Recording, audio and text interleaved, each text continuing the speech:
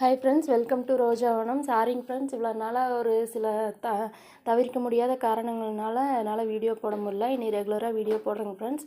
மாசால்லா இந்த வருஷத்தோட ரமலானை நம்ம அடைஞ்சிட்டோம். என்னோடய ரமலான் முன்னேற்பாடுகள் என்னென்னு தான் இந்த வீடியோவில் பார்க்க போகிறோம். வாங்க ஃப்ரெண்ட்ஸ், நான் என்னென்ன பண்ணேன்னு பார்க்கலாம். இது புதினா கொத்தமல்லி தழையெல்லாம் வாங்கி நான் க்ளீன் பண்ணி ஃப்ரிட்ஜில் எடுத்து வச்சுக்குவேன். இது எதாவது குக் பண்ணுறதுக்கு ஈஸியாக இருக்கும், அதுக்காக. அப்புறம் இந்த ரூஅப்ஸா, அப்புறம் இந்த ரோஸ் சர்பத்து வரும், அதுவும் வாங்கி வச்சுருக்கேன். இது இஃப்தார் டைமில் ஜூஸ் போடுறதுக்காக.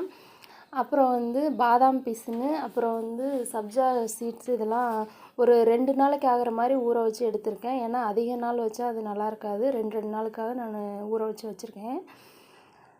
அப்புறம் இஞ்சி பூண்டு பேஸ்ட் பண்ணி வச்சுருக்கேன். ஒரு 1/2 கிலோ இஞ்சி பூண்டு போட்டு நான் அரைச்சி வச்சுருக்கேன். கொஞ்சத்தை இந்த மாதிரி டப்பாவில் எடுத்து நான் கீழே இருக்க ஃப்ரிட்ஜில் வச்சுருவேன். மிச்சத்தை நான் ஃப்ரீசரில் வச்சுக்குவேன். இஞ்சி பூண்டு அரைக்கும்போது கொஞ்சோண்டு ஆயிலில் உப்பு போட்டு அரைச்சோம்னா 1 மாதம் இருந்தாலும் கலர் மாறாது, ஃப்ரெஷ்ஷாகவே இருக்கும். பாருங்கள், மிச்சம் நான் ஃப்ரீசரில் இந்த மாதிரி வச்சுருக்கேன். ஆல்ரெடி ஃப்ரீசரில் இருந்துச்சு, இப்போ வீடியோக்காக நான் எடுத்து வச்சுருக்கேன். பாருங்கள், கட்டி ஆயிடுச்சு. அப்புறம் பேரிச்சம்பழம் வாங்கி வச்சுருக்கேன் இஃப்தாருக்காக. 2 பாக்ஸ் வாங்கி வச்சுருக்கேன். அப்புறம் பிஸ்கெட் வாங்கி வச்சுருக்கேன். ஏதாவது ஸ்வீட்டு, பாயாசம் இந்த மாதிரி ஏதாவது செய்யணுங்கிறதுக்காக நான் பால்கோவா வாங்கி வச்சுருக்கேன், ஸ்வீட்லெஸ் கோவா. இது இருந்துச்சுன்னா ஏதாவது சடனாக ஏதாவது தோணுச்சுன்னா செஞ்சுக்கலாங்கிறதுக்காக.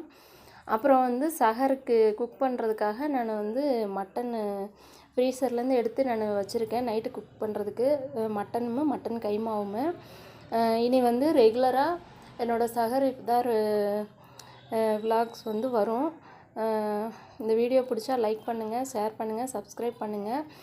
இன்ஸ்டாகிராம்லேயும் என்னை ஃபாலோ பண்ணுங்கள் ஃப்ரெண்ட்ஸ். தேங்க்ஸ் ஃபார் வாட்சிங்.